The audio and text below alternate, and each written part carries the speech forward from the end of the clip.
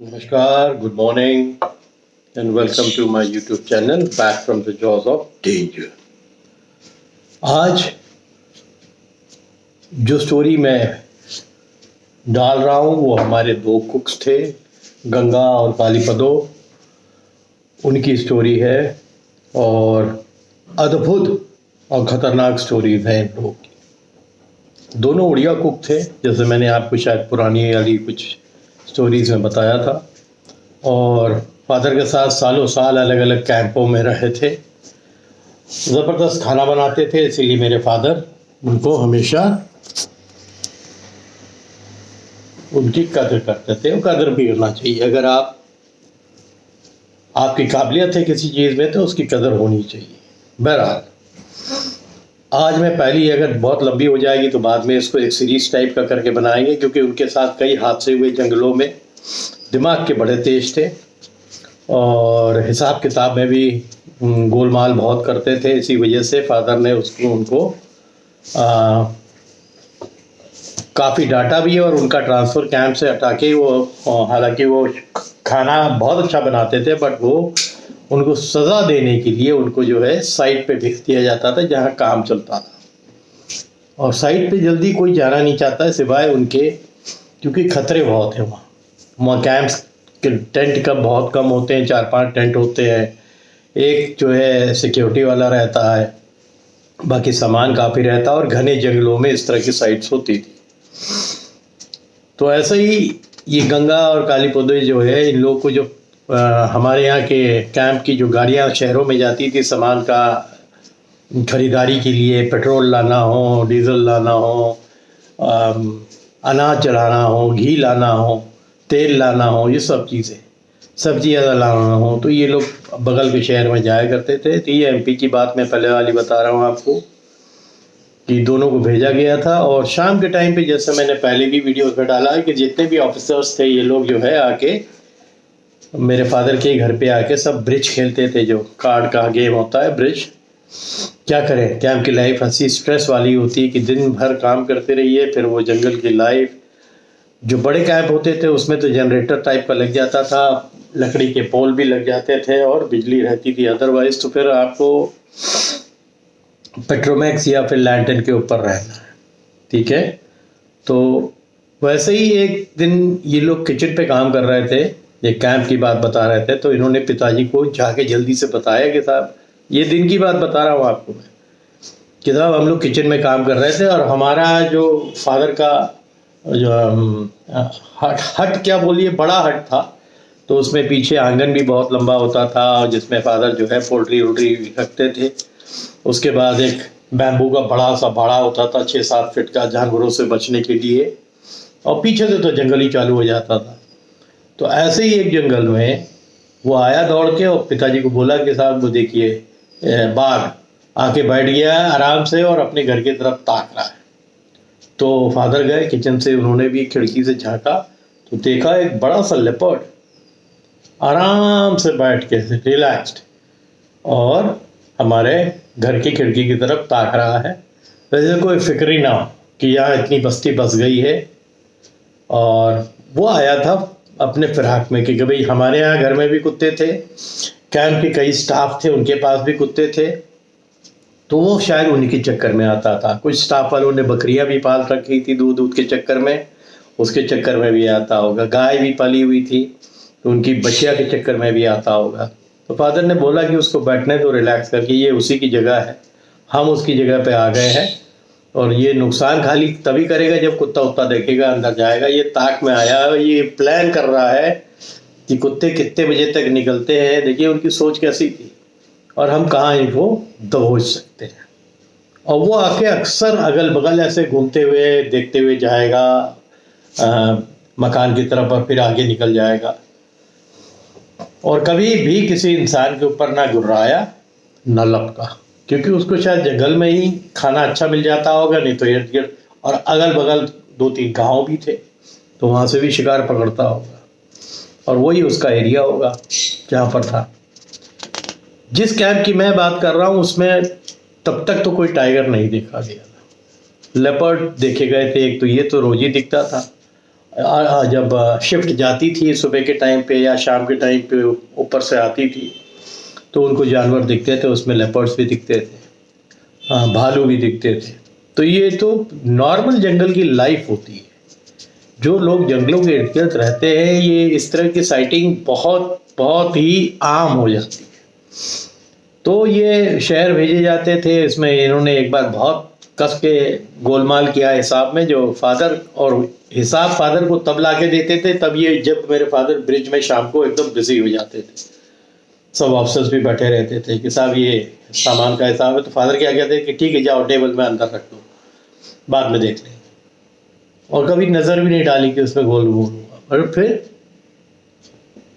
एक दिन क्या हुआ कि शाम का जो मजमा होता था ब्रिज का, उसमें जो है 2 ऑफिसर्स कहीं ड्यूटी में गए हुए थे और लेट आए, तो उस दिन फादर बैठे नहीं था, बस उसी ब्रिज के टेबल पे आके बाहर बैठे हुए थे। उसमें 2 पेट्रोमैक्स लग जाती थी, और शाम के टाइम ही अक्सर हुआ करता था। तो उस दिन अंधेरा हो गया था, तो फादर अकेले बैठे हुए थे कुर्सी के ऊपर। तो इन्होंने लाके जो है सोचा कि साहब अभी ब्रिज वाले आएंगे तो ध्यान होगा नहीं। तो फादर ने बोला जाओ तो टेबल से उठा के लाओ, तो ड्रॉर में रखा हुआ है, तुम जो हिसाब दिए थे हमको देखने दो। देखा तो उसमें बहुत गोलमोल लगा। 2 हिसाब मंगाए थे जिसमें इनके रेट में बहुत फ़र्क आया। बहुत गुस्सा आया। उन्होंने तुरंत डिसीजन लिया कि अब तुम दोनों को कल से तुम्हारी ड्यूटी जो है साइट में जंगल के अंदर। तो बहुत लोगों ने प्लीट किया कि नहीं साहब रहने दीजिए, गलती हो गई, बट वो फादर जानते थे कि बड़े तेज है दिमाग के। फिर ऐसी कई गलतियां की थी, इसलिए इनको सजा भी होती थी। तो चले गए। तो इन दोनों को भेज दिया गया। दोनों एक टेंट में रहते थे, 2 भाई, और 1-2 टेंट और एक चौकीदार था नेपाली, वो रहता है, और एक बंदा कोई और था लोकल था, उसको डेली वेजेस पे लगा के रखा था। तो एक टेंट छोटा सा फादर ने उसको भी अलॉट कर दिया था। तो ये साइट पे रहते थे, और जो चौकीदार था उसके पास गन रहती थी सिक्योरिटी पॉइंट ऑफ व्यू से। तो सब चीज़ें फादर एक्सप्लेन करके रखते थे इन लोगों को कि आप लोग जब खतरा महसूस हो तो सबके पास मशाले होती थी बिल्कुल रेडी, केरोसिन तेल होता था, टॉर्चेस होते थे, फर्स्ट एड बॉक्स होता था। तो ये सब रेडी होता है कैंप में, ये सब रेडी होता है, क्योंकि कब क्या हो जाए जंगल में नो वन नोस। तो ऐसे ही एक रात थी जिसमें ये दोनों अपने चले गए, कैंप में थे।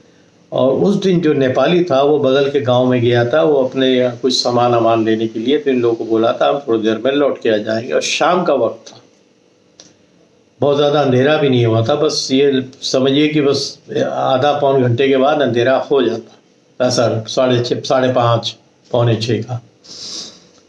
तो एक ने बोला कि मेरे को जो है वो, और पीछे जहाँ इनका वो टेंट लगा हुआ था पीछे एक स्ट्रीम थी, छोटी सी पानी का स्ट्रीम था, वो बहता रहता था, और यहीं ये लोग अपने को फ्रेश करने जाते थे। और फादर ने ये भी समझा रखा है कि अकेले कोई नहीं जाएगा, जब जाओ तो कम से कम 2-3 लोग रहो। पर उस समय ये खाना बनाने की तैयारी में एक भाई लग गया था, तो गंगा जो था वो टेंट के अंदर ही रह गया। कालीपदो ने बोला कि मैं जा रहा हूँ, थोड़ा सा पानी भी लेता जाऊँगा पीने का, और मैं थोड़ा फ्रेश होके आता हूँ। तो वो चला गया स्ट्रीम के ऊपर। और बात ये थी कि दोनों जो है बात करते रहेंगे या गाते रहेंगे कुछ ना कुछ। थोड़ा अगर जानवर आवाज़ सुनता है तो जल्दी आता नहीं कि इंसान रह रहा है या तंबू लगा हुआ है, ये साइकोलॉजिकल एक उसके ऊपर असर होता है। तो ये अपने जो है गाते रहे, और दूसरा वाला जो था पानी लेने के लिए चला गया और फ्रेश होने के लिए चला गया। तो वहाँ से उसकी आवाज़ आ रही थी गाने की। तो वो एक इंडिकेशन था कि दोनों भाई जो थे चाहे थोड़ी दूर जरूर हो बट वो कांटेक्ट में है। और एक बंदा जो था वो सो गया था, उसकी नाइट ड्यूटी थी, वो भी चौकीदारी में रहता था, तो वो अपने टेंट में सो रहा था। थोड़ी देर में ये गंगा को लगा कि टेंट के बाहर कोई आवाज़ हुई है। तो इसने अपने भाई का नाम लिया कालीपदो का कि है तो हमको डराने की कोशिश मत करो, हम जानते हैं कि तुम आए हो, बदमाशी कर रहे हो। गाने की भी आवाज़ कम हो गई थी। तो जैसे ये बोले और तो अब बिल्कुल सन्नाटा हो जाए। उधर जो है उसके भाई की भी जो है आवाज़ गाने की बंद हो गई थी, तो ये और डर गया। ये पक्का है, समझ गया कि ये भाई जो है हमारे साथ बदमाशी कर रहा है, चालाकी कर रहा है।